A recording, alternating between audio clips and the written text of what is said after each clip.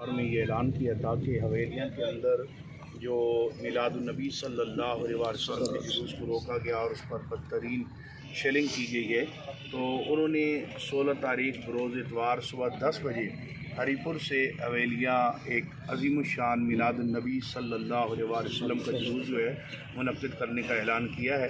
اس کی تیاریاں جاری و ساری ہیں۔ آج PP-19 میں اسی سلسلہ میں ایک بہت بڑی ہماری میٹنگ منعقد ہوئی ہے، تو انشاءاللہ کارکنان بڑے جذبے میں ہیں اور انتہائی اہتمام کے ساتھ اور پورے جوش اور جذبے کے ساتھ امیر محترم کی اس کال پر ہم لبیک کہیں گے، اور میلاد النبی صلی اللہ علیہ وسلم کا جلوس جو ہے شایان شان طریقے سے ہزارہ کی سرزمین پہ منعقد ہوگا۔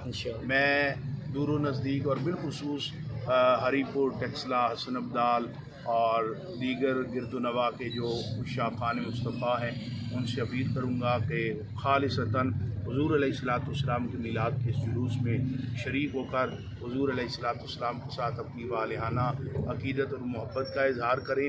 اور جہاں تک رہی بات شیڈول کی، تو انشاءاللہ مرکز جیسے ہی ہمیں شیڈول دے گا امیر محترم GT روڈ سے کس طرح گزریں گے اور کہاں کہاں پہ رکیں گے اس کا اناؤنس کر دیا جائے گا، یا اگر وہ ڈائریکٹ ہی ہری پور پہنچتے ہیں تو اس کا بھی اناؤنس کر کے لوگوں کو بتا دیا جائے گا۔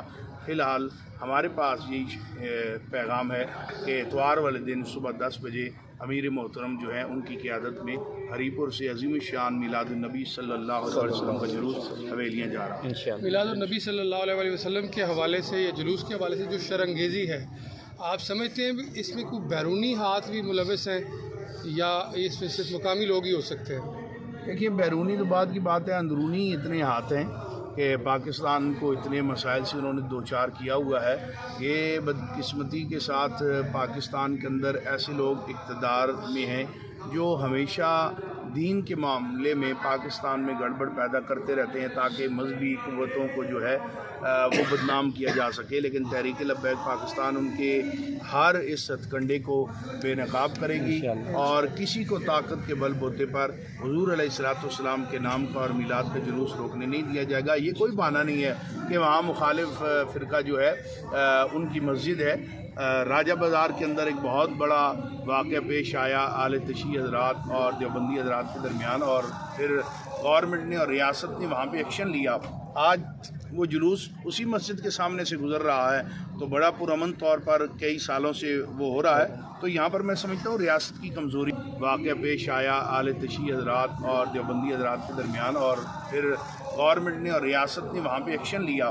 آج وہ جلوس اسی مسجد کے سامنے سے گزر رہا ہے، تو بڑا پرامن طور پر کئی سالوں سے وہ ہو رہا ہے۔ تو یہاں پر میں سمجھتا ہوں ریاست کی کمزوری ہے، ریاست نے کمزوری دکھائی ہے۔ ریاست اپنی پوری قوت دکھائے اور بالکل ان لوگوں کی سرپرستی چھوڑے جو اس طرح کی شرمگیزی کر رہے ہیں۔ تو میرا نہیں خیال کہ یہاں پر امن قائم نہ ہو سکے، امن انشاءاللہ قائم ہوگا، اور حضور کا میلاد تو ہے ہی جو ہے وہ امن کا گہوارہ ہے، اور انشاءاللہ حضور کے میلاد کی برکت سے پاکستان امن کا گہوارہ بنے گا۔ تحریک لبیک کے ساتھ جو انتظامیہ کا رویہ ہے، آپ اس سے مطمئن ہیں یا کیا ڈیمانڈ کرتے ہیں؟ دیکھیے، انتظامیہ نے تو ہمیشہ تحریک لبیک پاکستان کے ساتھ ستیلی ماں کا کردار ادا کیا ہے، اور ریاست ماں کی طرح ہوتی ہے، انہیں بھرپور ہر ایک کے ساتھ ایک جیسا رویہ رکھنا چاہیے۔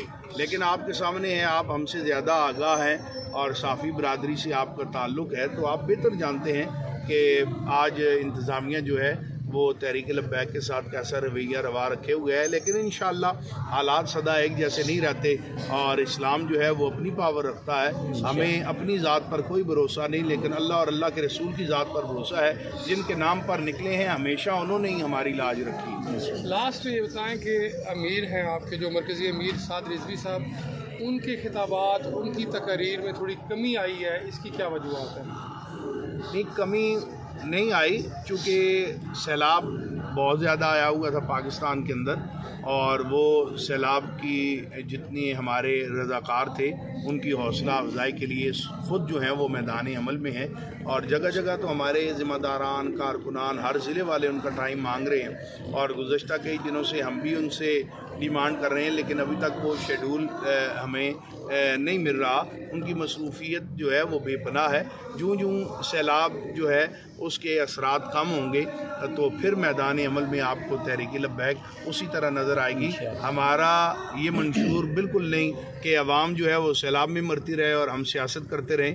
آپ کو جو چمک دمک نظر آ رہی ہے وہ سیلاب کی کسی جگہ بھی سیلاب زدگان کے پاس کسی جگہ بھی داد رسی کے لیے نہیں گئے، جبکہ امیر محترم رات دن جو ہے سیلاب زدگان کے پاس رہے ہیں. تو یہ بنیادی فرق ہے. لیکن بدقسمتی کے ساتھ ہماری جو یہ سارا کام ہے سیلاب کے حوالے سے بھی وہ بھی میڈیا کی نظر نہیں ہو سکا، کیونکہ بہت سے پابندیاں ہیں میڈیا پر بھی، اور میڈیا کو دبایا جا رہا ہے کہ تحریک لبیک کو نہ دکھایا جائے. تو اس لیے وہ شاید آپ کو کچھ جلسوں میں کمی نظر آ. یہ سب صحیح کہہ رہے ہیں، میڈیا پر بھی یہ دباؤ ہے اور میڈیا بھی آپ کو اس طریقے سے نہیں دکھاتا جس طرح دکھانا چاہیے. لیکن کسی لحاظ سے آپ پر قیادت پر زبان بندی کے لیے کسی قسم کا داخلی خارجی دباؤ تو نہیں ہے؟ یہ زبان بندی تو یہ ہمارے مختلف ذمہ داران کی محرم الحرام کا مہینہ آتا ہے تو اس میں امیر محترم کا بھی نام کئی جگہوں پہ یہ دے دیتے ہیں، یہ فلاں ضلع میں نہیں جا سکتے، آپ فلاں جگہ خطاب نہیں کر سکتے. لیکن تحریک لبیک نے کبھی ان چیزوں کی پرواہ نہیں کی. جب کبھی ہوا ہے تو ڈنکے کی چوٹ پہ امیر محترم نے اپنا خطاب کیا. بہت شکریہ.